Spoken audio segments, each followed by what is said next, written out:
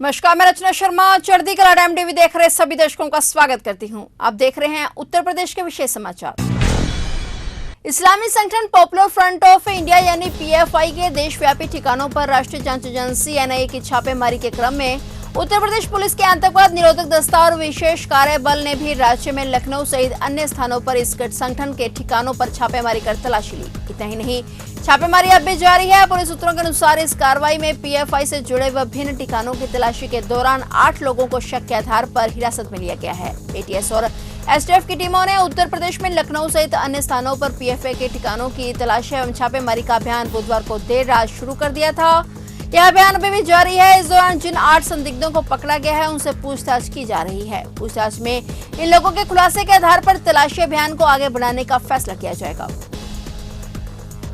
UP के मुख्यमंत्री योगी आदित्यनाथ ने गोरखपुर से सुबह 9:30 पर अपने चार्टर विमान से सरयू नदी के बाढ़ प्रभावित जनपदों का निरीक्षण किया। इस दौरान उन्होंने गोरखपुर, संत कबीर नगर, बस्ती, अयोध्या, गोंडा, बाराबंकी का हवाई सर्वेक्षण किया। उन्होंने इन जनपदों के प्रभावित गांव में बाढ़ राहत कार्यों की विस्तृत रिपोर्ट की जानकारी ली। मुख्यमंत्री ने सभी जिलाधिकारियों से रिपोर्ट प्राप्त किए जाने का निर्देश दिया। उन्होंने जनहानि, पशुहानि में सरकारी सहायता, बाढ़ राहत सामग्री के पैकेट का वितरण भी पारित गति से किए जाने का निर्देश दिया। गोरखपुर में कुछ दिनों से घाघरा और रोहिणी नदी का जलस्तर काफी तेजी से बढ़ा था, लेकिन कल से नदियों के जलस्तर में थोड़ी गिरावट आई है। जिले में लगभग 46 गांव बाढ़ से प्रभावित हैं, जिनमें अधिकतर गांव गोरखपुर के दक्षिणांचल स्थित बोला और खजनी तहसील के हैं। गोला तहसील के 41 गांव जबकि खजनी तहसील के 5 गांव बाढ़ से प्रभावित हुए हैं। इन गांवों में प्रशासन ने गांवों के लोगों के आवागमन के लिए 40 नावें लगाई हुई हैं। उत्तर प्रदेश में कई दिनों से हो रही बारिश ने राज्य के कई इलाकों में तबाही मचाई है और बारिश का यह सिलसिला अब भी जारी है। इसके चलते मौसम विभाग ने आज राज्य के कई जिलों में भारी बारिश होने की चेतावनी देते हुए येलो अलर्ट भी जारी किया। आज यानी शुक्रवार को प्रदेश के 37 शहरों में भारी बारिश होने की संभावना जताई, जिसके चलते आगरा, कानपुर, गौतम बुद्ध नगर, गाजियाबाद और इटावा समेत 8 जिलों में स्कूलों की छुट्टी भी कर दी गई। बता दें कि कानपुर, आगरा, अलीगढ़, मंडल और बुंदेलखंड के जिले में बीते 24 घंटों से हो रही बारिश आफत का सबब बन गई है। प्रदेश के अलग अलग हिस्सों में बारिश के कारण दीवार और घर ढहने की घटनाओं में अब तक 21 लोगों की जान चली गई।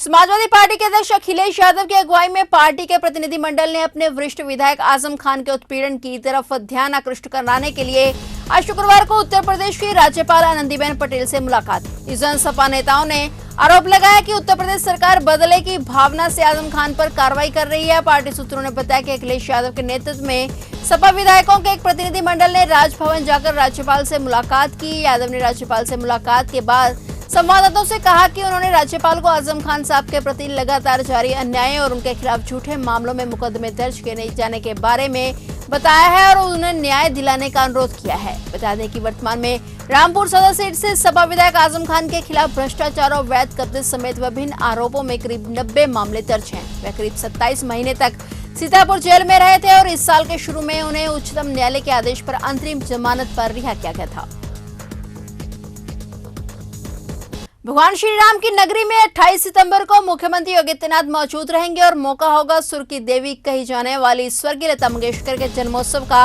28 सितंबर को लता मंगेशकर के जन्मोत्सव के अवसर पर अयोध्या में भव्य आयोजन के साथ लता मंगेशकर चौक का उद्घाटन। इस दौरान वर्चुअल तौर पर देश का प्रधानमंत्री नरेंद्र मोदी भी जुड़ेंगे। स्वर कोकिला लता मंगेशकर की स्मृति में निर्माणाधीन चौक एवं उद्यान का लोकार्पण समारोह रामकथा पार्क में ही आयोजित किया जाएगा। यह समारोह सुबह 11 बजे से आयोजित होगा, जिसमें प्रधानमंत्री नरेंद्र मोदी की ओर से श्रद्धा सुमन अर्पित करने के साथ मुख्यमंत्री योगी आदित्यनाथ का भी संबोधन होगा। इसके चलते स्मृति स्थल से लेकर रामकथा पार्क के बीच ग्रीन कॉरिडोर बनाने की तैयारियां शुरू हो गई हैं। छठवें दीपोत्सव मेले के साथ 28 सितंबर की तैयारियों को लेकर विशेष रूप से बैठक की गई और अलग अलग विभागों को उनसे संबंधित कार्यों की जिम्मेदारी सौंपी गई और नियत समय में कार्य पूर्ण करने के निर्देश दिए गए। इस दौरान लता जी के जीवन पर आधारित एक प्रदर्शनी भी लगाई जाएगी। वहीं अयोध्या शोध संस्थान के द्वारा प्रकाशित इंसाइक्लोपीडिया रामायण के 10 ग्रंथों का विमोचन भी किया जाएगा। इसके अलावा सांस्कृतिक विभाग की पुस्तिका अयोध्या विशेषांक का विमोचन लता मंगेशकर के जन्मोत्सव के मौके पर किया जाएगा। इस कार्यक्रम में मुख्यमंत्री योगी आदित्यनाथ स्वयं मौजूद रहेंगे और इसके अलावा कार्यक्रम से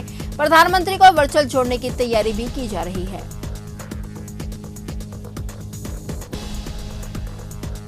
तो ये थे उत्तर प्रदेश के विशेष समाचार और नए समाचारों के साथ फिर से हाजिर होंगे। तब तक के लिए देखते रहिए चढ़ती कला टाइम टीवी।